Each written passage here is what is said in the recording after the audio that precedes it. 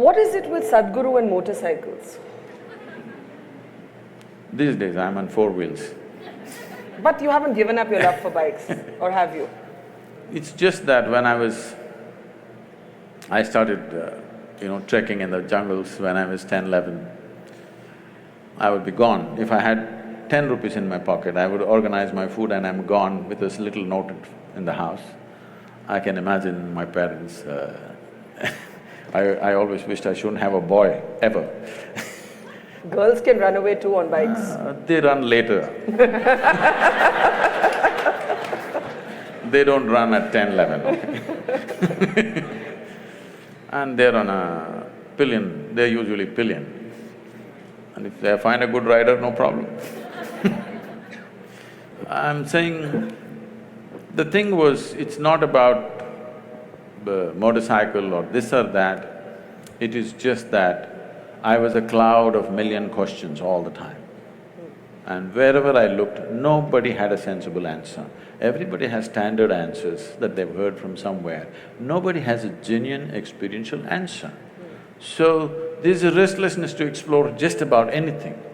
When I was 10, 11 years of age, I would be gone into the forest for 3, 4 days. Once food ran out and I couldn't survive there, I would come back. So, initially a lot of excitement, but later on they kind of settled down, they knew I'll get back. So when I became 14, 15, I cycled across South India. Not because I'm a cycling enthusiast, not like today, wearing a helmet and suited, booted for cycling, no. Simply I cycled because cycling is little faster than walking.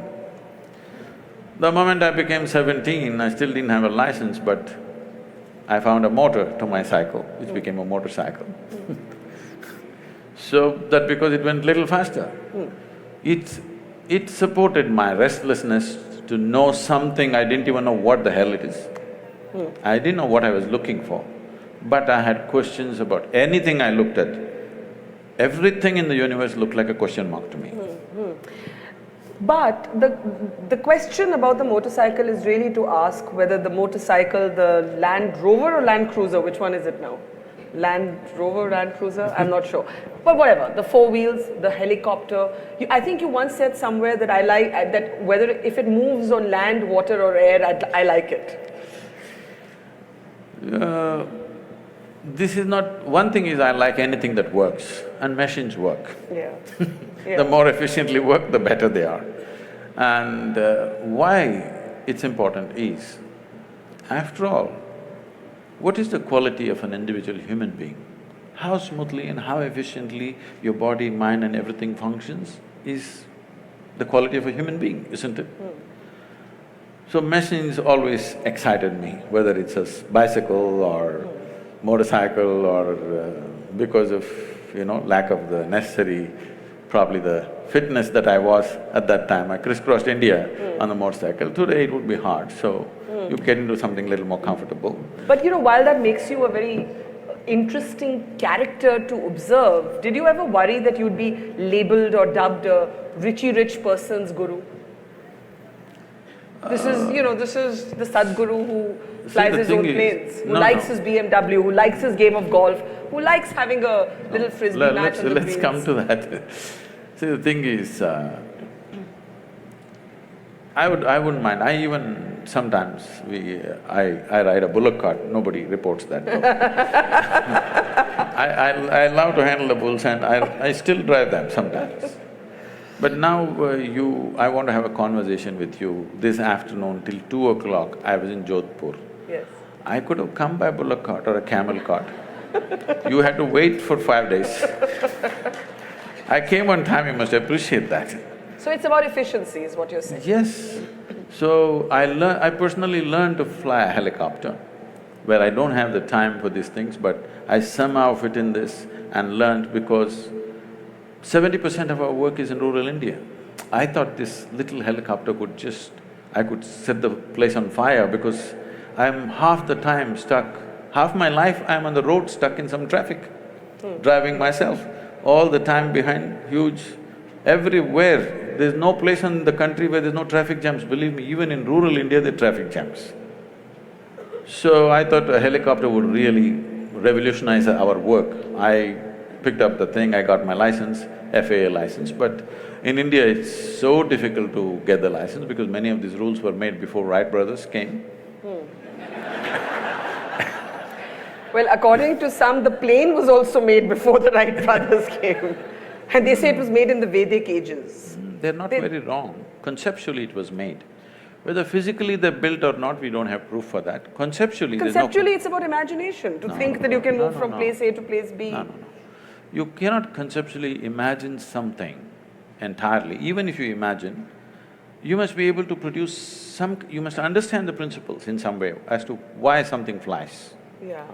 If you don't understand why something flies, it'll be like that, once it happened, a little turtle, with great effort, climbed a tree, went to the edge of a branch and jumped, fell flat. Lot of pain. Slowly again he crawled up. In another 2 days, again up, jumped, fell down, again up, fell down.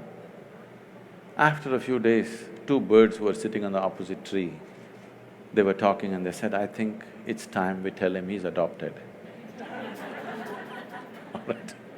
So I'm saying, what cannot fly, you cannot make it fly. Yes. People thought in detail as to what can fly, what cannot fly. Conceptually they thought, whether they built or not, we don't know.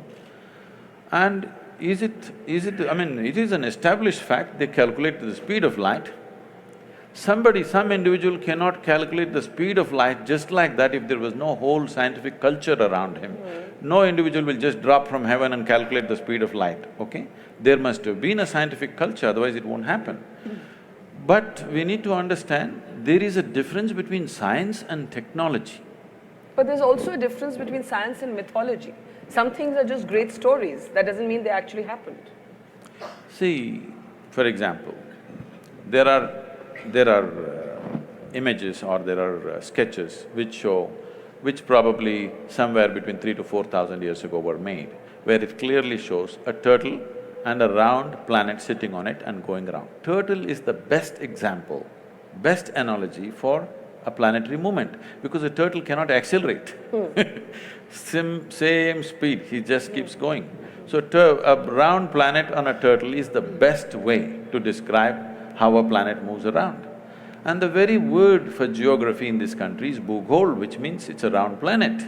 So it is not because of Galileo we know it's a round planet, we have always known. How do we know? We can't know just one scientific fact and not know the other aspects related to it. So this thing about anything Indian beating it down is because one thing is that culture has evolved because half the people, their brains are in Greenwich Mean Time. They've still not gotten out of the 1948, whatever happened. We struggled for independence, we came out, not just to send them out, but to be who we are. So that problem is still there. And now there are upstarts who claim all kinds of things. There has to be an even balance, not beating down this or pumping it up in an unrealistic way. But you cannot deny Indian mind has thought about things that nobody had thought about in those times. There is no question about that. But there is a distinction between science and technology. Science can evolve because of certain intelligence. Technology needs material, manifestation. Now we are trying to claim technology, which we should not. If we just focus on science, many things will be attributed to India for sure.